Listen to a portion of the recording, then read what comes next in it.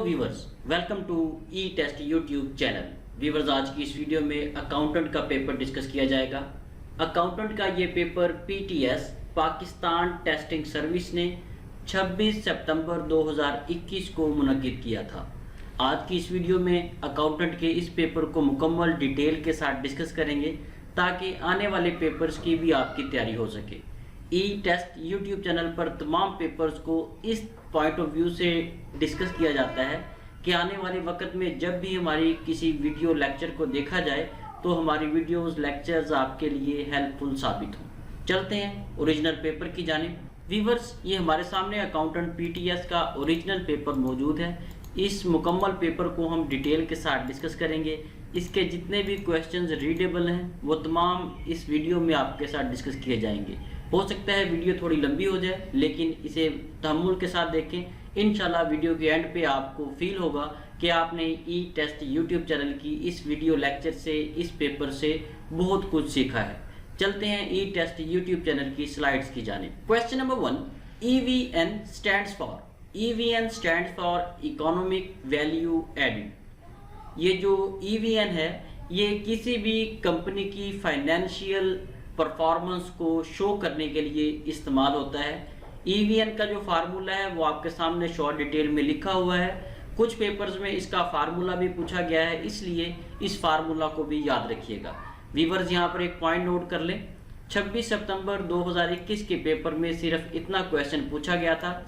ये जो short detail आपको बताई जा रही है ये आपकी मालूमात में इजाफा के लिए है और आने वाले पेपर्स की तैयारी के लिए है। Question number 2, in which surah the word Quranul Karim is used. Quran Majeed की वो कौन सी सूरा है जिसमें लफ्ज़ कुरानुल करीम इस्तेमाल हुआ है। व्यूअर्स, सूरा अल यासीन अगर आप पढ़ेंगे तो इसकी दूसरी आयत में कुरानुल हकीम का लफ्ज़ इस्तेमाल हुआ है। Question number 3, the kissing of Hajre Aswad is called. Hajre Aswad को बोसा देना इस्तलाम कहलाता है। बहुत से पेपर्स में रमी के बारे में भी पूछा गया है। शैतान को कंकरियां मारने का अमल जो है ये रमी कहलाता है। Question number 4, dash was given the title of speaker of profits. Speaker of profits का जो टाइटल है, लक़ब है, ये शुएब अलैहिस्सलाम को दिया गया है। व्यूअर्स, इसके अलावा कुछ पेपर्स में पूछा गया है कि हूद अलैहिस्सलाम का जिक्र कुरान मजीद में कितनी बार आया है। हूद अलैहिस्सलाम का जिक्र कुरान मजीद में 7 बार आया है। और इसके अलावा नोट कर लें, ज़करिया अलैहिस्सलाम की कब्र जो है इस वक्त सीरिया, शाम में मौजूद है। Question number 5, what is the punishment for slander to a pious woman. किसी पाक बाज खातून पर तोहमत लगाना ये एक इस्लाम के पॉइंट ऑफ व्यू से जुर्म है और इसकी सज़ा इस्लाम ने बताई है कि जो कोई शख्स इस किस्म का मामला करता है, किसी नेक पाकबाज खातून पर तोहमत लगाता है तो उसकी सज़ा 80 कोड़े है। अगर आप इसे मज़ीद डिटेल से चेक करना चाहते हैं तो कुरान मजीद की सूरा अल नूर का तर्जमा पढ़ें और उसकी तफसीर पढ़ें, आपको इससे मुतल्लिका तमाम इन्फॉर्मेशन मिलेगी। व्यूअर्स, मज़ीद आगे जाने से पहले इस वीडियो को लाइक कर दें। किसी भी पेपर को सॉल्व करने के लिए बहुत ज़्यादा मेहनत दरकार होती है, इसलिए हमारी टीम की हौसला अफजाई के लिए कमेंट सेक्शन में प्यारा सा कमेंट ज़रूर किया करें। अगर आप हमारे चैनल ई टेस्ट पर पहली बार आए हैं तो चैनल को सब्सक्राइब कर लें और बेल आइकन को ज़रूर प्रेस करें ताकि फ्यूचर में आपको लेटेस्ट पेपर्स की अपडेट्स मिलती रहें। इसके साथ साथ हमारी वेबसाइट है www.etest.com.pk। इस वेबसाइट के लिंक को याद कर लें। इस वेबसाइट पर हम सिर्फ पास्ट पेपर्स को ही सॉल्व करके अपलोड करते हैं। जितने भी मोस्ट इम्पोर्टेंट और मोस्ट रिपीटेड MCQs हैं वो तमाम हमारी वेबसाइट पे आपको मिलेंगे। हमारी वेबसाइट पे आपको डाटा एक सीक्वेंस में मिलेगा। अगर आपने अकाउंटेंट की तैयारी करनी है तो आपको अकाउंटेंट का डाटा मिलेगा। वहाँ पर बाकायदा बटन बने हुए हैं, आप अकाउंटेंट पे क्लिक करेंगे तो आप अकाउंटेंट की तैयारी करेंगे। अगर आप किसी और बटन पर क्लिक करेंगे तो आप किसी और पोस्ट की तैयारी करेंगे। इसलिए आप हमारी etest.com.pk वेबसाइट को एक बार ज़रूर विजिट करें। इसके साथ साथ ई टेस्ट प्लेटफॉर्म ने ई टेस्ट मोबाइल ऐप भी लॉन्च कर दी है। आप गूगल प्ले स्टोर से ई टेस्ट मोबाइल ऐप डाउनलोड कर सकते हैं। गूगल प्ले स्टोर पर जाएं, वहां पर ई टेस्ट लिखकर सर्च करें। आपके सामने पहले दूसरे नंबर पर हमारी ई टेस्ट मोबाइल ऐप आएगी, इसे डाउनलोड करें और पाकिस्तान में मुनक्किद होने वाले किसी भी इम्तिहान की तैयारी आप हमारी ई टेस्ट मोबाइल ऐप से कर सकेंगे। Question number 6, the holy prophet started speech openly in डैश नबवी। नबी सल्लल्लाहु अलैहि वसल्लम ने 4 नबवी को खुलेआम तबलीग शुरू की, क्योंकि इससे पहले नबी सल्लल्लाहु अलैहि वसल्लम छुप कर तबलीग कर रहे थे, लेकिन 4 नबवी से नबी सल्लल्लाहु अलैहि वसल्लम ने ओपनली स्पीच इस्लाम की तबलीग शुरू की। Question number 7, the meaning of Murtaza सल्लल्लाहु अलैहि वसल्लम इज द कंटेंट। मुर्तज़ा का मतलब है दी कंटेंट। ऑप्शन डी जो है ये सही जवाब है। Question number 8, balance sheet shows. Balance sheet जो है ये फाइनेंशियल पोजीशन को शो करती है। किसी भी बिजनेस के फाइनेंशियल पोजीशन को बैलेंस शीट जो है एक्सप्लेन करती है। इसके अलावा बैलेंस शीट की डेफिनेशन आप याद कर लें, बहुत से पेपर्स में और बहुत से इंटरव्यूज में पूछी गई है। A financial statement that summarizes assets and liabilities of a company at a specific time. Viewers यहाँ पर कुछ पॉइंट्स नोट कर लें। Trial balance, ledger, debit, credit, ये ऐसी टर्म्स हैं जो अक्सर औकात पेपर्स में पूछी जाती हैं और बहुत से इंटरव्यूज में इस बारे में क्वेश्चन किया जाता है। फाइनेंशियल स्टेटमेंट वगैरह ये तमाम ऐसी चीज़ें हैं। आपके सामने स्क्रीन पर एक आई बटन शो हो रहा है। इस आई बटन में मैं कुछ वीडियोज़ रख रहा हूँ। इन तमाम वीडियोज़ को आप लाजमी देखें ताकि फ्यूचर में अगर आप accountant, junior auditor, senior auditor, assistant accountant, account officer या ऑडिट ऑफिसर यानी कि अकाउंट से रिलेटेड किसी भी पोस्ट की तैयारी करें तो इन आई बटन वाली वीडियोस को लाजमी देखें। इंशाल्लाह आपको इससे फ़ायदा होगा। क्वेश्चन नंबर 9, प्रेसिडेंट ज़ियाउल हक nominated Majlis Shura federal council in 1981। It could criticise the government. Majlis Shura जो है ये प्रेसिडेंट ज़ियाउल हक ने बनाई थी, जो कि गवर्नमेंट को क्रिटिसाइज कर सकती थी। Question number 10, Sheena is a language of. Sheena Gilgit Baltistan की ज़ुबान है। गिलगित बल्तिस्तान में एक ज़ुबान बोली जाती है जिसे शीना कहा जाता है। अगर आप इस लैंग्वेज, इस ज़ुबान की हिस्ट्री देखें तो ये लैंग्वेज जो है इंडो आर्यन फैमिली से अडॉप्ट की गई है। Question number 11, Batura glacier is located in. Batura glacier जो है ये गिलगित बल्तिस्तान में वाक़या है। ये ग्लेशियर 57 किलोमीटर लंबा है। ये ग्लेशियर जिसे बतूरा ग्लेशियर कहा जाता है ये गिलगित बल्तिस्तान के ज़िला हुंजा में वाक़या है। Question number 12, when sir Syed Ahmed Khan was designated as member of imperial council. Sir Syed Ahmed Khan को इंपीरियल काउंसिल का मेंबर 1878 में बनाया गया। यहाँ पर एक पॉइंट नोट करें कि ये जो इंपीरियल काउंसिल की मेंबरशिप थी सर सैयद अहमद खान को 2 बार मिली। पहली बार 1878 से 1880 तक सर सैयद अहमद खान इस काउंसिल के मेंबर रहे। उसके बाद दूसरी बार 1887 से लेकर 1893 तक इस इंपीरियल लेजिस्लेटिव काउंसिल के मेंबर रहे। ये 2 ड्यूरेशंस हैं। इन दोनों ड्यूरेशंस को याद रखें ताकि अगर फ्यूचर के किसी पेपर में कोई भी ड्यूरेशन पूछा जाए तो आपको पता हो। Question number 13, Ghazi Barotha dam is located on river. Ghazi Barotha dam ये एक डैम का नाम है जो कि दरियाए सिंध पर बनाया गया है। अगर आप इसकी एक्यूरेट लोकेशन देखें तो सूबा पंजाब में एक ज़िला है अटक। ज़िला अटक में इस गाजी बरोथा डैम को दरियाए सिंध पर तामीर किया गया। इस डैम की कुल बुलंदी जो है वो 50 मीटर है।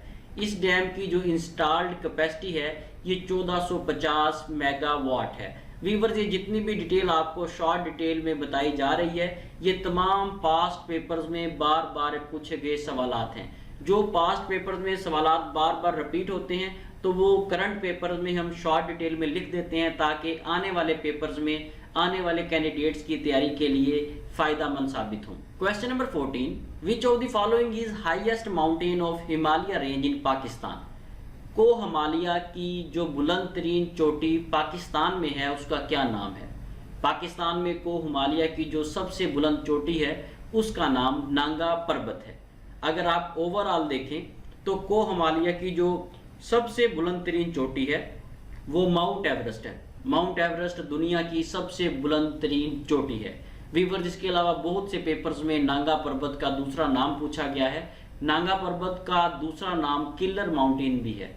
नांगा पर्वत को किलर माउंटेन इसलिए कहा जाता है क्योंकि ये पहाड़ी नोकीली पहाड़ी है, इसमें जो पहाड़ हैं वो नोकीले हैं, इस पर बहुत से कोह-पैमा जो हैं गिरते हैं तो वो नोकीली चट्टानों की वजह से मर जाते हैं। सबसे ज़्यादा कैजुअलिटीज़ जो हैं वो नांगा पर्वत पर होती हैं। Question number 15, the Mughal used to mansabdar system for. Mughal जो थे ये मनसबदार सिस्टम इस्तेमाल करते थे किसी रैंक को तरक्की देने के लिए। जब वो तरक्की देते थे, किसी निचले ओहदे से बड़े ऊपर वाले ओहदे पर किसी को लाते थे, तो उसके लिए वो मनसबदार सिस्टम का इस्तेमाल करते थे। Question number 16, Mughal empire Akbar was crown of Kalanaur. Question number 17, Ali got the dash his essay. Ali ने अपना मजमून लिखा, खाली जगह में राइट आएगा। यहाँ पर हम वर्ब की फेल की पहली फॉर्म यूज़ करेंगे क्योंकि ये पास्ट इंडेफिनिट का सेंटेंस है, इसमें ऑलरेडी सेकंड फॉर्म यूज़ हो चुकी है जो कि गॉट है, इसलिए हम खाली जगह में राइट का इस्तेमाल करेंगे। Option A is correct answer. Question number 18, do you want to eat Chinese dash Italian. आप चाइनीज़ खाना पसंद करेंगे या इटालियन या इतालवी। Question number 19, identify the part of speech in the given sentence. Sentence दिया गया, इसमें से पार्ट्स ऑफ स्पीच के बारे में आपने बताना है। वीवर्स इसमें सेंटेंस ये है, there is calculated risk in the job. Calculated के बारे में पूछा गया है कि कैलकुलेटेड क्या है। कैलकुलेटेड जो है ये इस सेंटेंस में एडजेक्टिव के तौर पर इस्तेमाल हुआ है। वीवर्स इसके अलावा आप तमाम पास्ट पेपर्स उठा लें, तमाम पास्ट पेपर्स में पार्ट्स ऑफ स्पीच से रिलेटेड क्वेश्चन जरूर है। 2-3 नंबर के सवाल पार्ट्स ऑफ स्पीच के लाजमी पूछे गए हैं, इसलिए आपकी स्क्रीन पर एक आई बटन शो हो रहा है। इस आई बटन में 2 वीडियोस मौजूद हैं, इन दोनों में पार्ट्स ऑफ स्पीच, प्रेपोजिशन वगैरह को, ग्रामर को डिस्कस किया गया है और इंतहाई आसान अल्फाज में इस वीडियो में, इन वीडियोस में इन दोनों टॉपिक्स को डिस्कस किया गया। इसको लाजमी देखें ताकि आने वाले पेपर्स में आप 4-5 नंबर आसानी से ले सकें। Question number 20, Taj Mahal was built as a tomb for Shah Jahan's beloved wife. Viewers, Shah Jahan ने ताजमहल को तामीर करवाया था।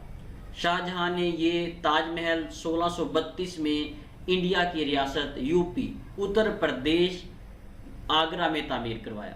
इसे तामीर करवाने का जो मकसद था, जो हिस्ट्री थी, वो थोड़ी सुन लें। शाहजहां की एक बीवी थी जिसका नाम था मुमताज़ महल। शाहजहां को अपनी इस बीवी मुमताज़ महल से बहुत मोहब्बत थी दौरान ज़च की। जब वो बच्चे को जन्म दे रही थी तो इस दौरान उसकी वफ़ात हो गई, तो शाहजहां ने मुमताज़ महल की याद में ताजमहल तामीर करवाया। Question number 21, the book verdict on India was written by. किताब है जिसका नाम है वर्डिक्ट ऑन इंडिया। इस किताब को ब्रेवरली निकोल्स ने लिखा। इस किताब को 1944 में शाया किया गया। Question number 22, who is the author of foundation of Pakistan. किताब है जिसका नाम है फाउंडेशन ऑफ पाकिस्तान। इसके राइटर का नाम इकराम रब्बानी है। इकराम रब्बानी एक बेहतरीन फेमस राइटर हैं। जो कैंडिडेट्स CSS PMS की तैयारी करते हैं वो इस राइटर को बखूबी जानते हैं। Question number 23, the first chief justice of Pakistan was. Pakistan के जो पहले चीफ जस्टिस थे उनका नाम मियां अब्दुल रशीद था। वीवर्स इसके साथ 4-5 मेन पॉइंट्स है, याद कर लें। बहुत से पेपर्स में ये पॉइंट्स रिपीट हुए हैं। नंबर 1, पाकिस्तान के पहले चीफ जस्टिस मियां अब्दुल रशीद थे। पाकिस्तान के पहले गवर्नर जनरल कायद आज़म मोहम्मद अली जिन्ना थे। पाकिस्तान के पहले प्राइम मिनिस्टर वज़ीर आज़म लियाकत अली खान थे। पाकिस्तान के पहले सदर प्रेसिडेंट अस्कंदर मिर्ज़ा थे और पाकिस्तान के पहले आर्मी चीफ का नाम जनरल टिक्का खान था। ये तमाम पॉइंट्स जो है ये मोस्ट रिपीटेड हैं। कम व बेश ये 10, 12, 15 पेपर्स में क्वेश्चन रिपीट हुआ है। सिर्फ 2021 में 2021 के पेपर्स में ही ये पॉइंट्स रिपीट हुए हैं। इसके अलावा भी अगर आप ओवरऑल चेक करना चाहें तो आपको 80% पेपर्स में ये MCQs मिलेंगे। Question number 24, Samiullah Khan is the famous player of. Samiullah Khan जो है ये हॉकी के मशहूर प्लेयर थे। इनका ताल्लुक भावलपुर से था। इन्हें फ्लाइंग हॉर्स के नाम से जाना जाता है। फ्लाइंग हॉर्स इनका निक नेम था क्योंकि जब ये हॉकी खेलते थे तो इनकी स्पीड बहुत ज़्यादा होती थी, बहुत तेज़ दौड़ते थे, इसलिए इनका निक नेम फ्लाइंग हॉर्स रखा गया। Question number 25. Pakistan hockey team won the gold medal in Olympic for the second time in 1980. Pakistan hockey team ने दूसरी बार ओलंपिक में गोल्ड मेडल 1980 में जीता। पाकिस्तान अब तक 3 गोल्ड मेडल ओलंपिक गेम्स में जीत चुका है। पहला गोल्ड मेडल हॉकी में 1978 में जीता गया, दूसरा 1980 में और तीसरा गोल्ड मेडल 1994 में जीता गया। Question number 26। Gomal pass connects Pakistan with. Gomal pass जो है ये पाकिस्तान को अफगानिस्तान से मिलाता है। पास जो है ये उर्दू में दर्रे को कहा जाता है। वीवर्स, ये दर्रा या ये पास जिसे गोमल पास कहते हैं, ये ड्यूरंड लाइन पर वाक़या है। ड्यूरंड लाइन पाकिस्तान और अफगानिस्तान के दरमियान बॉर्डर है, वहाँ पर ये गोमल पास वाक़या है और इसे जिस रेंज में काउंट किया जाता है वो रेंज को हिंदू कश है। को हिंदू कश सिलसिला में ये गोमल पास वाक़या है। इस क्वेश्चन में 4-5 पॉइंट्स आपको बताए हैं, ये तमाम पास पेपर्स में रिपीटेड हैं, इन्हें याद रखिएगा। Question number 27। Sir Syed Ahmed Khan set up Muslim education conference इन।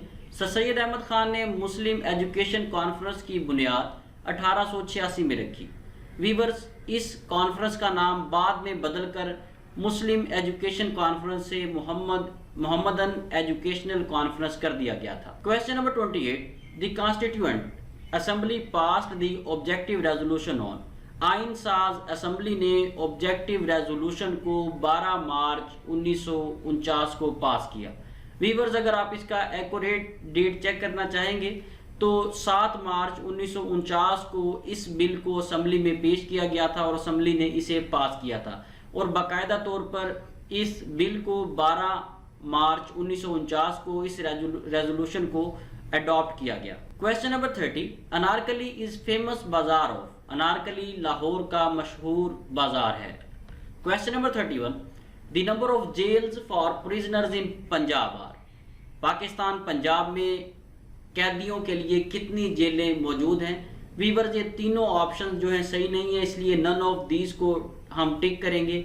नोट कर लें, पंजाब में कुल कैदियों के लिए जो जेलें हैं उनकी तादाद 40 है। बलूचिस्तान में जो जेल्स हैं उनकी तादाद 11 है। KPK में कैदियों के लिए बनाई गई जेलों की तादाद 23 है और सिंध में जो जेलें बनाई गई हैं कैदियों के लिए उनकी तादाद 26 है। नोट कर लें, पूरे पाकिस्तान में इस वक्त 100 कैदियों के लिए जेलें मौजूद हैं। ये MCQs मोस्ट इंपॉर्टेंट है, बहुत से पेपर्स में रिपीट हो रहा है, लेकिन कैंडिडेट्स जनरल नॉलेज की कमी की वजह से इस क्वेश्चन को पिक नहीं कर सकते। इसलिए जितनी भी इंफॉर्मेशन आपको बताई गई है पंजाब, बलूचिस्तान, KPK, सिंध के पॉइंट ऑफ व्यू से तमाम सूबों की जेलों की तादाद याद रखें ताकि आने वाले किसी भी पेपर में आप ये क्वेश्चन आसानी से अटैम्प्ट कर सकें। वीवर्स, इसके साथ ही हमें इजाज़त दें। ये चंद सवालात थे जो रीडेबल थे, जो पढ़े जा सकते थे और आपके साथ हमने डिस्कस किए हैं। फ्यूचर में जैसे ही हमें कोई न्यू लेटेस्ट पेपर मिलता है उसे आपके साथ डिस्कस करेंगे। हमारे चैनल ई-टेस्ट को सब्सक्राइब कर लें क्योंकि डेली बेसिस पर जो पेपर्स होते हैं हम उन्हें उसी दिन सॉल्व करके ई-टेस्ट यूट्यूब चैनल पर अपलोड करते हैं। हमारे साथ रहिएगा। इंशाल्लाह नेक्स्ट वीडियो में लेटेस्ट पेपर के साथ दोबारा हाजिर होंगे। अल्लाह हाफिज़।